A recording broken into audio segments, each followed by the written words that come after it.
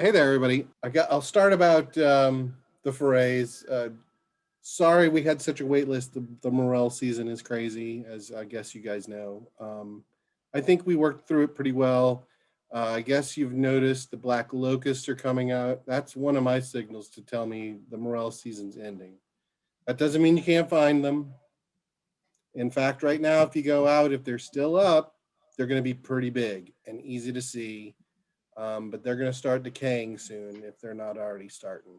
Um, so you can still check in your area if you'd like, but as for club forays, I don't think I'm going to have any more morel forays.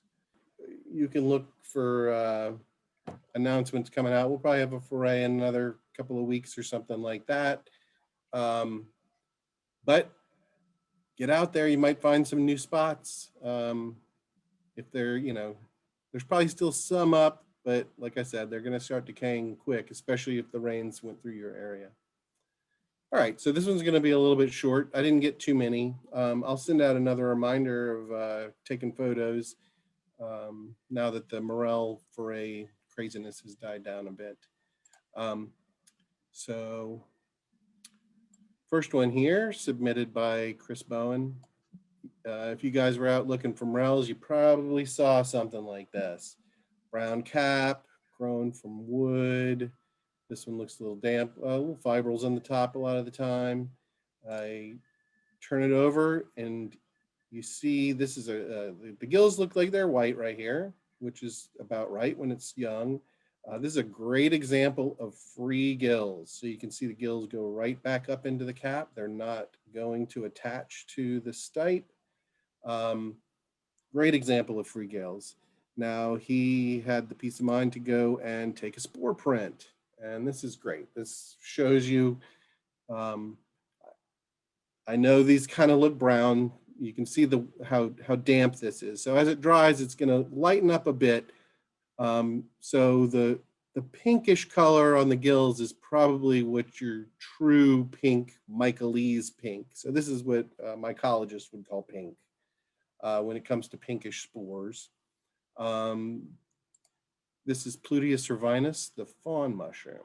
And you probably saw some. We saw them, I think, on almost every foray that we went on this year. Next up, another common spring find. This one was submitted by Felix Mitchell. This one's a polypore. He didn't get a shot of the underside, but underneath it would be little pores, little holes on the undersurface instead of gills. One single attachment, the brown fibrils on top. If you cut this one, some people have eaten it. Some people like it. I'm not a big fan. It has a very interesting smell though. So if you do happen to see this one, slice a bit off and take a whiff and see what you think it smells like. This one is Serioporus squamosus. In the books, if you have some older books, it may be Polyporus squamosus. Same mushroom. Common name is dryad saddle.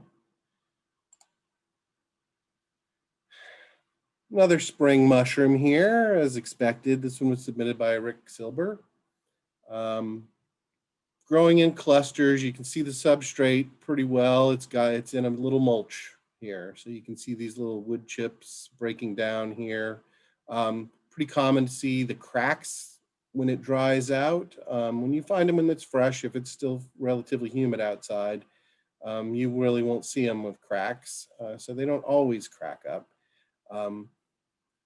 And he's showing the gills here. This, it looks like it has brown spores. It could be that there. So if you have another mushroom and you see it's getting older, sometimes the gills turn brown, even though it's not the spores. But this one should have brown spores. And if you zoom in here, you can see that gill attachment is attached. So these are actually attached to the stems. It's good contrast seeing the free gills to the attached gills.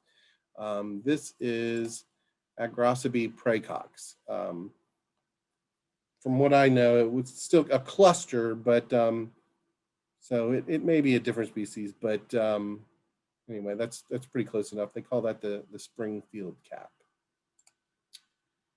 And we have 2 submissions by Felix and Rick again. And it looks like they found the same thing. So this is also growing in the mulch. And this one looks like it was growing from the side of an old rotting stump or a cut piece of wood. This is another common find.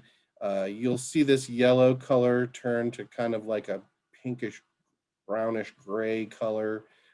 This is actually not a mushroom. This is a myxomycete or a slime mold.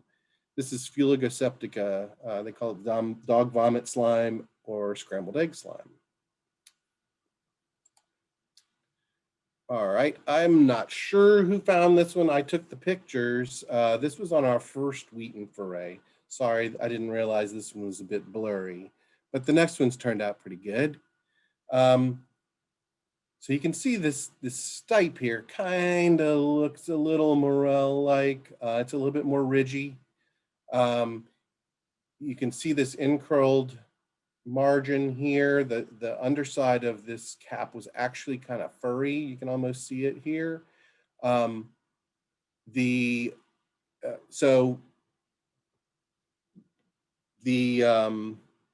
is actually another ascomycete. This can be found in the spring. It's kind of got a hollow stipe, but the cap is so much not like a morel. I don't think anybody can confuse it. So the spores would be produced here in the cap. It would be, once this unfurls, it would be just kind of like a little cup. So this is a Helvela. This is Helvela Solitaria. At least I think that's what this one is. There are a couple other Helvelas, and usually one of the things you can look at when trying to ID Helvelas is kind of like how the ridges will run up the cap or not, and this one doesn't, as you can see. So that's just something to think about. And I don't know if anybody's noticed, but I have placed this right on top of another fungi.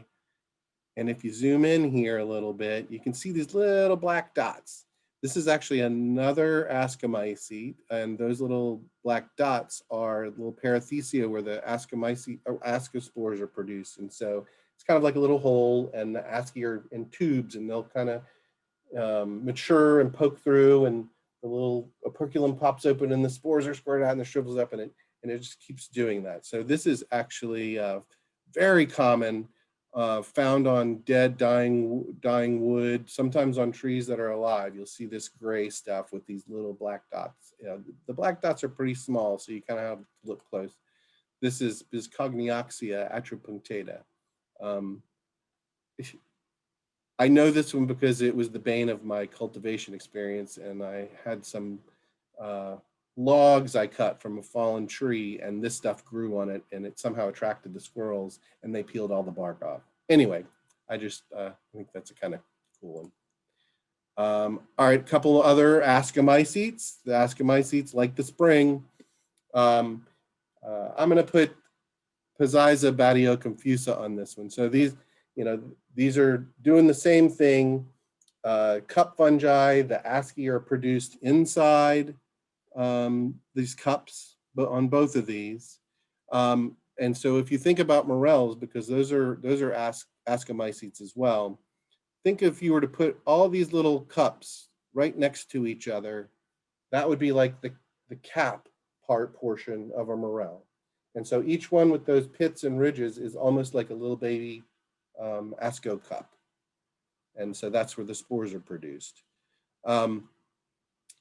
So this is, I'm putting Pizziza batioconfusa. This may be a different species. I'm not that great with the multitude of Pizzizas out there. And we saw this one at the last table. We found it also at Great Falls. This is Urnula criterium. This is the devil's urn. And you can see I've cut that one open, and that inner surface is where the spores are being produced. And that's it for me. Hopefully you guys found some morels. But like I said, try and get out there and look for another photo submission email, and maybe we'll see some new stuff coming up. Like William was saying, the summer and fall, there's a much greater diversity of mushrooms. So right now we're seeing a lot of the same stuff, and as it warms up, we're going to start seeing a lot of different things. Anyway, thanks for the submissions, and you guys take care.